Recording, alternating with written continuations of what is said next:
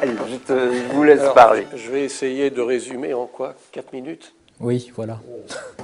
ce que c'est que le régime écossais rectifié. C'est tout à fait faisable. Le régime écossais rectifié est une création, une cathédrale, construite par Jean-Baptiste Villermo. Alors il a pris pour forme des formes préexistantes.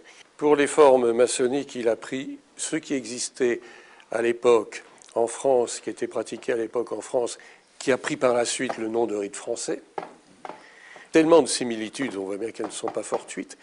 Il a pris pour la partie chevaleresque ce que les Français à cette époque avaient reçu, qui s'appelle la stricte observance.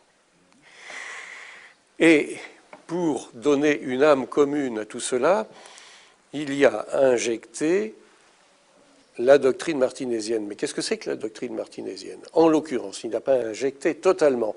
Il a laissé complètement de côté tout ce que Martinez dit de l'action, disons pour être clair, des anges, etc., des êtres spirituels.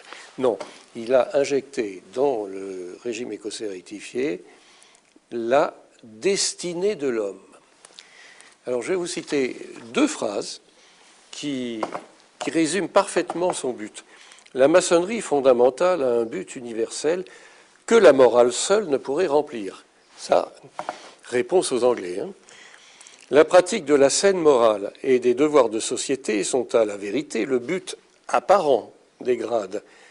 Mais ces vertus ne peuvent en être le but réel. Qu'aurait-elle alors besoin d'emblèmes, de mystères et d'initiation? Oui, pour pratiquer la morale, on n'a pas besoin de symboles, d'emblèmes, d'initiation. Son but est d'éclairer l'homme sur sa nature, son origine et sa destination. Et dans un autre texte, également fondamental, si l'homme s'était conservé dans la pureté de sa première origine, l'initiation n'aurait jamais eu lieu pour lui, et la vérité s'offrirait encore sans voile à ses regards, puisqu'il était né pour la contempler et lui rendre un continuel hommage.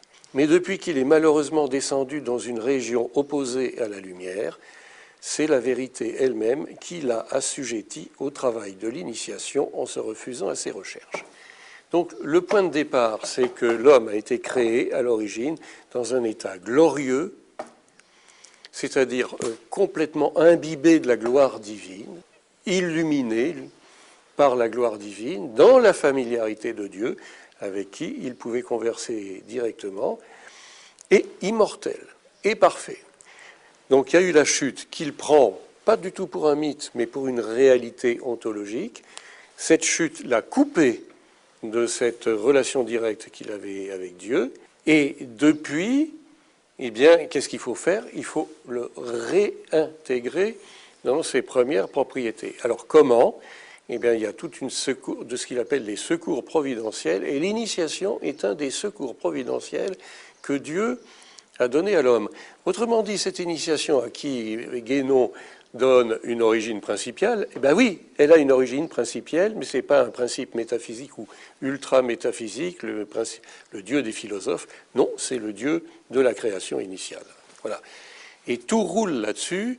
Et ce qui est enseigné aux membres du régime écossais rectifié, c'est précisément tous les moyens de retrouver leur véritable nature, qui est, et alors je terminerai par là, la première maxime qui est donnée aux profanes avant même qu'ils soient reçus apprentis: l'homme est l'image immortelle de Dieu, mais qui pourra la reconnaître s'il la défigure lui-même?